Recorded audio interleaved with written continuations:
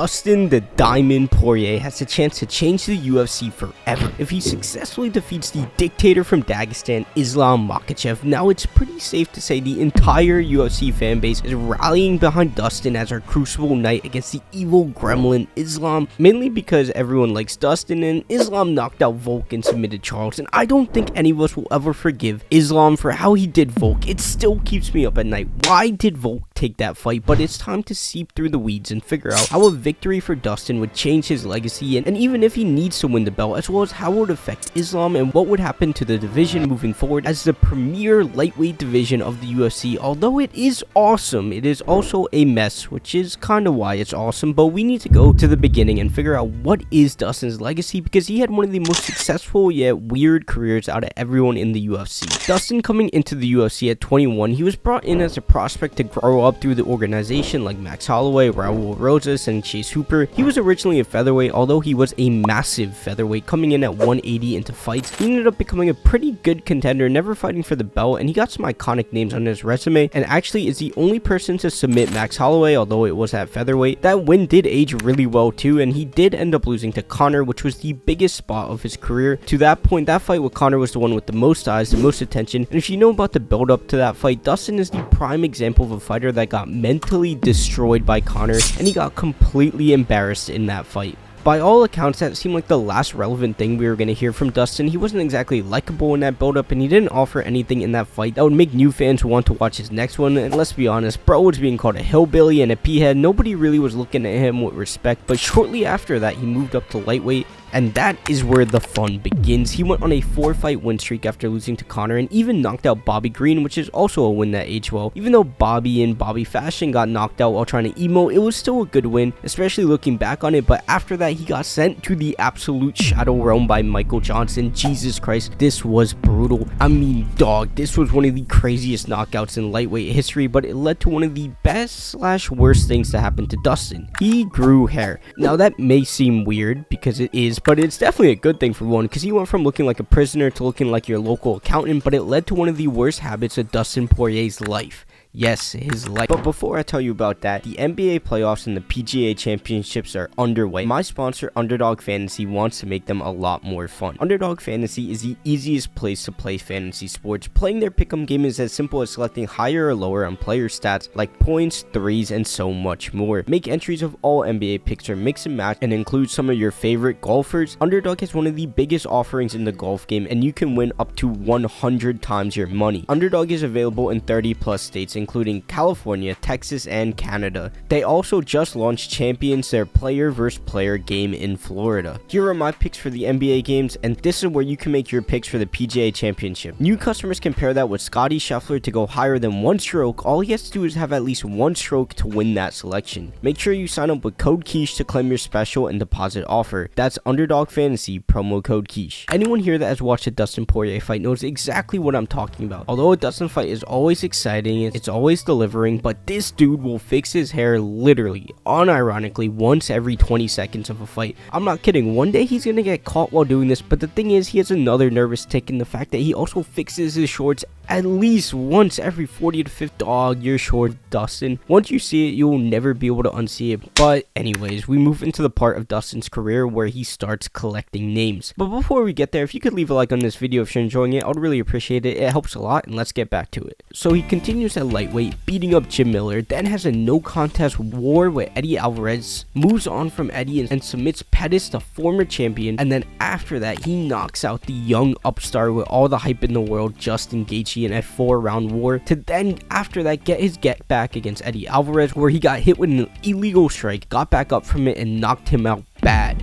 Then beat up Max Holloway for 5 rounds to win the interim title, and lasted 3 rounds with Khabib, almost submitted Khabib, to then move into another 5-round war with Dan Hooker, where he got beat up for 2 rounds and swept the last 3, to then becoming a megastar of megastars, beating Conor McGregor twice in some of the biggest pay-per-views in the history of combat sports, looking stellar in both of those fights, launching a hot sauce business. This dude was on fire. He was on every podcast known to man. He beat the biggest star in the industry twice, and that will lead you to have opportunities you can't even imagine. all while wearing these corny yet fancy button-down shirts. Dustin was that guy until he fought Charles Oliveira, where he almost had him out of there in the first round, only to get submitted in a title fight, yet again getting knocked all the way down that mountain, and this time it hurt more than before, because at that point people viewed Dustin as the best lightweight in the world, and the fact that he chose the Conor rematch over the earlier title shot against Charles didn't help his case, and it was pretty hard to watch, especially considering the fact that there were illegal glove grabs against Dustin, and he came so close to beating Charles to then getting submitted again and being left in the same position as Conor was. It was almost poetic, but once he fought again, he beat up the Hulk of the division in Michael Chandler in another comeback victory where he almost got knocked out, but because Chandler has the fight IQ of all of us couch coaches, he got submitted, but that only led to Dustin getting sent to the stratosphere by Gaethje, which seemed like it was going to be the end of Dustin's reign as a top 3 lightweight in the world. I mean, it was brutal. That was one of the craziest knockouts of all time, especially considering he got a hand up. For Dustin to go out like that, it felt unreal to even watch, and Dustin himself said that he was in a real bad place mentally after that fight, and it was surprising he was even able to recover from that mentally, because he moved on to fraud check Benoit Saint Denis in a fight that showed everyone the old guard of the lightweight division is not going anywhere anytime soon. That fight had us all out of our seats. For one, if you could bet, you definitely bet on Dustin, because the odds were in favor of Benoit for absolutely no reason whatsoever. I don't know who they thought Dustin was, but that was an insane thought to have BSD as the favorite against the Diamond. But the point of all that showed that Dustin has obviously experienced everything that you could hope to experience within a UFC career, from headlining events to winning interim gold, but he has never had the undisputed title. And when you have a career like that, it's pretty clear you're a Hall of Famer, but your all-time ranking is hard to determine. To explain it more clearly, the longevity and consistency is really impressive, but he's never reached the highest peak of the sport, and even touching undisputed gold once, even if he loses his first title defense, would pretty easily put him as the second greatest lightweight of all time behind Khabib. Because even though Charles would have more defenses and Frankie has more defenses, once you factor in the rest of his resume, it's super competitive with everyone, and even from a resume perspective, it's easily more impressive than Khabib. You could argue he should be over Khabib all time with the victory. Now, I don't want to move too much into that debate, because Khabib fans are going to lose their mind that I just insulted their little sunshine. And also, dominance versus resume is a debate that is such a pain, and how you define that has such a significant impact on your perspective. But anyways, let's just say right now Dustin is ranked as the 10th best lightweight of all time, and maybe the 30th to 40th best UFC fighter of all time. If he wins the belt now, he is easily in the top 3 lightweights ever, and one of the top 20 fighters of all time. Now, if you want to discuss putting too much importance on the belt and title defenses, I do agree to an extent, because many people discount the fact that 5-round main events and 5-round co-main events should be viewed in the same vein as a title defense, but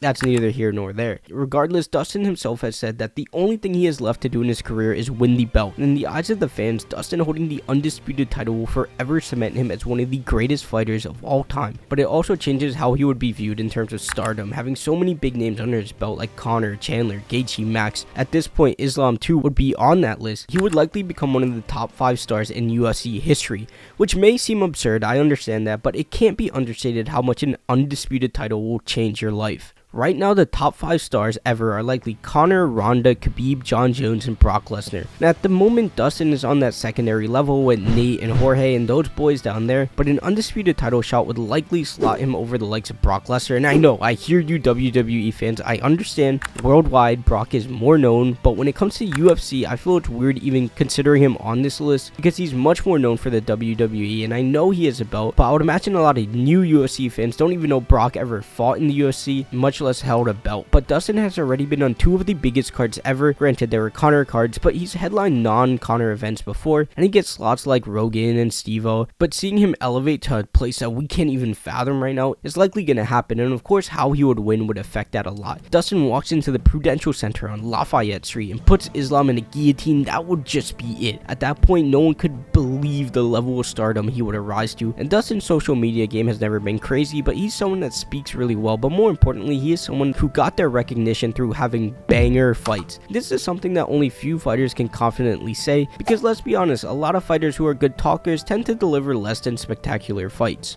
But when Dustin is fighting, you know you're going to get your money's worth, and that belt will take him all the way to the moon. So we know where his legacy as a fighter would go, and we understand his level of stardom, but how does it affect the heir to Khabib's throne in Islam, and how would a defeat change Islam's legacy? For starters, I think we can all assume if Islam wins, he'll be placed over Charles all time. As much as the fan base likes to hate on Islam for being a bit bland, he did knock out Volk and dominated Charles. Islam winning probably wouldn't put him over Khabib, and I think a lot of Khabib fans would need to see anyone rattle off 5 title defenses before considering them over Khabib. But Islam beating another elite striker in Dustin would set him up well, and it's obvious that if he gets through Dustin, he'll be fighting Arman next, and that would be a huge legacy fight. But enough with Islam winning. Let's be real, none of us want him to win, so let's talk about his legacy afterward. I would say as of right now, most people would have Islam around 3rd on the all-time lightweight list, with the ranking being Khabib 1, Charles 2, Islam 3, BJ Penn 4, and Frankie 5. And if you're going by highest peaks ever, you could throw Conor in there at 3, but the reason I bring this up is for whatever reason, we as fans like to move people off their spots when they lose. For example, if Islam were to lose to Dustin, all of a sudden people would start saying, maybe BJ Penn is better than him, maybe Frankie is better than Islam all time, and I think then people would bring up how Islam got the title in the first place. The fact that he got the title shot off a Bobby Green victory is pretty absurd, and I'm aware Dariush pulled out, but when you look at Islam's resume, the big names are Drew Dober, Dan Hooker, Bobby Green, Charles, and Volk. With 3 of those names being considered fun fighters, it's pretty weird that fans even put Islam that high on those lists, considering the fact that he really only has 2 wins against elite fighters. But at the same time, I don't think anyone doubts the fact that Islam is that good. It's pretty clear when you're watching his fights that he is one of the top 5 pound for pound fighters on the planet, but a loss for Islam would lead to an immediate rematch just because of money, especially with Arman being the clear #1 contender. Let's be honest, from a hype perspective, the UFC is going to want to cash out again, because if Islam wins a rematch, we got a trilogy, and seeing Arman get blood would be sad, but that's just how the business goes. But let's just have some fun and say Islam gets guillotined and he denies his own rematch because he needs more time off. Islam at that point is likely going to have to fight a Justin Gaethje or a Gamrot, but what I think is more likely to happen is the Diamond is about to ship this weight bully off to 170, where fights like Islam versus Usman could happen, Islam versus Colby opens up. And I've been messing with Islam throughout this whole video, but man, him versus Colby would be an exciting matchup. But going back to a legacy perspective, this is the type of loss that would make it so he could never surpass Khabib in the eyes of the fans. To some people, that round 5 versus Volk and how he got knocked out on his come up has already made it impossible for him to surpass Khabib. But even if he got the belt again and surpassed Khabib in defenses, likely Khabib fans still wouldn't have him as over Khabib all time in their eyes because of Khabib's annoying yet impressive dominance argument. In my personal opinion though, Islam would need at least 2 more dominant defenses to surpass Khabib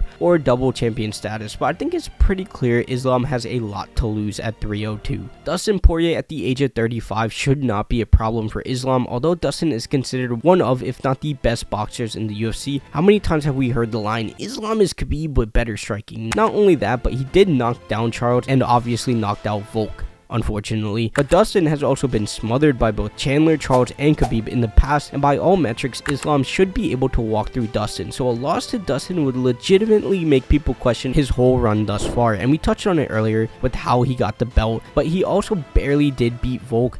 Although Volk won 3-2, they rose Islam's hand for whatever reason, but he did beat Volkanovski fair and square in the second fight, although Volkanovski was on short notice in Saudi Arabia, so Islam is looking for some solid wins, and Dustin will be that guy to kick that series off. Otherwise, he will be remembered as a champ who was never truly challenged. But how would this affect the division as a whole? We touched on it earlier, but how this affects the division does rattle off a whole nother set of events that determines the legacy of both Dustin and Islam, and because it's the UFC, I'm sure it somehow some way affects Conor McGregor too. But let's just get the obvious out of the way. If Dustin wins, the rematch is going to happen. There really is no point in speculating because that would make the winner of that next title fight be about a year and a half away from now, so there's no point thinking about it. But in the situation where Dustin loses, it's pretty clear as well that Islam will fight Arman. There probably will be a #1 contender fight with Gamrot versus Gaethje or Charles, and Dustin would likely either retire or move on to fun fights at 170 like Nate, Conor, or Colby. But if he did say at 155, him versus Fiziev or Moicano would likely happen. But let's just say, for example, Dustin were to win and they chose not to rematch, it would likely be Dustin versus Arman, the same #1 contender fight, and Islam would fight a Gaethje or Fiziev. And in terms of the Conor McGregor angle,